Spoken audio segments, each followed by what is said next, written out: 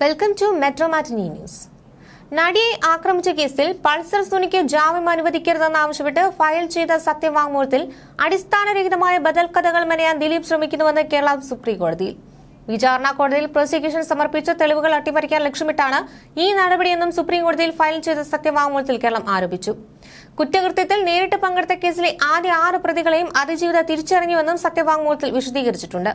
Pulsar സുനിക്ക് ജാമ്യം അനുവദിച്ചാൽ വിചാരണ നടപടികൾ അട്ടിമറിക്കുന്നതിനുള്ള ശ്രമം ഉണ്ടായേക്കും.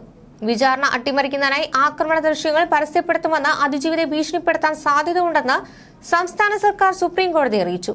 ജാമ്യത്തിലിറങ്ങി പൾസർ സുനി മുങ്ങാൻ സാധ്യതയുണ്ടെന്നും കേരളം സത്യവാങ്മൂലത്തിൽ ചൂണ്ടിക്കാട്ടിയിട്ടുണ്ട്.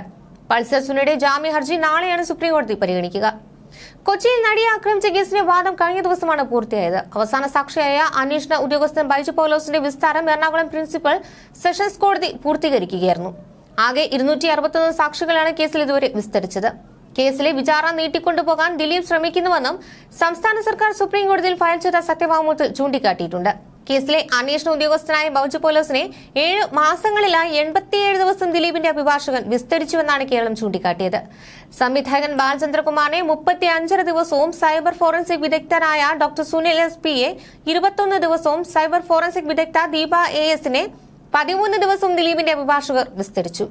കേസിലെ അതിജീവിതയെ 7 ദിവസമാണ് ദിലീപിന്റെ അഭിഭാഷകർ വിസ്തരിച്ചതെന്നും കേരളം സുപ്രീം കോടതി അറിയിക്കുന്നു. കുറ്റകൃത്യത്തിൽ നേരിട്ട് പങ്കെടുത്ത കേസിലെ ആദ്യ 6 പ്രതികളെയും അതിജീവിത തിരിച്ചറിഞ്ഞുവെന്നും സത്യവാങ്മൂലത്തിൽ വിശദീകരിച്ചിട്ടുണ്ട്. വിചാരണ സമയത്ത് മിക്ക പ്രതികളും സ്ഥിരമായി ഹാജരാകാറില്ല. ഇവരുടെ അവധി അപേക്ഷ കോടതിയിൽ ഫയൽ ചെയ്യുന്നത് ദിലീപിന്റെ അഭിഭാഷകരാണെന്നും സംസ്ഥാനം സുപ്രീം കോടതിയെ അറിയിച്ചു. അന്തിമവാദം കേൾക്കാൻ 1 മാസം നീണ്ടു നിൽക്കുമെന്നും സംസ്ഥാന സർക്കാർ വ്യക്തമാക്കി. ജാമ്യം ലഭിച്ചാൽ പൾസർ സുനി ദൃശ്യങ്ങൾ പരസ്യപ്പെടുത്തുമെന്ന് അതിജീവിതയെ ഭീഷണിപ്പെടുത്താൻ സാധ്യതയുണ്ട്. ഇതും സർക്കാർ ചൂണ്ടിക്കാട്ടി. വിചാരണ നീണ്ടുപോകുമെന്നതിനാൽ തന്റെ ജാമ്യം അവകാശമാണെന്ന പൾസർ സുനിയുടെ വാദത്തെയും കേരളം തള്ളുകയാണ്. ക്രൂരമായ ആക്രമണമാണ് അതിജീവിതയ്ക്ക് നേരെ ഉണ്ടായത്. കേരളത്തിൽ അപൂർവമായി മാത്രമാണ് ഇത്തരം സംഭവങ്ങൾ ഉണ്ടായിട്ടുള്ളത്. ജാമ്യം അനുവദിക്കുന്നത് സുപ്രീം കോടതി പുറപ്പെടുവിച്ചിട്ടുള്ള മുൻ ഉത്തരവുകളുടെ ലംഘനമാണെന്നും അതിനാൽ ജാമ്യം ആവശ്യപ്പെട്ടുള്ള പൾസർ സുനിയുടെ ഹർജി തള്ളണമെന്നും സംസ്ഥാന സർക്കാർ സുപ്രീം കോടതിയോട് ആവശ്യപ്പെട്ടു. 2017 നവംബറിൽ കുറ്റപത്രം സമർപ്പിച്ച കേസിൽ 2020 ജനുവരി 30-നാണ് വിചാരണ ആരംഭിച്ചത്. അന്നു മുതൽ 4.5 വർഷം നീണ്ട സാക്ഷി വിസ്താരമാണ് കഴിഞ്ഞ ദിവസം അവസാനിച്ചത്.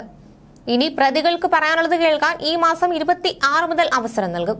ക്രിമിനൽ നടപടിച്ചട്ടം 313 പ്രകാരം പ്രതിഭാഗത്തിന് പറയാനുള്ളത് കൂടി കേട്ട ശേഷം നവംബറിൽ Ernakulam principal sessions judge honey M. Varghese വിധി പറഞ്ഞേക്കും.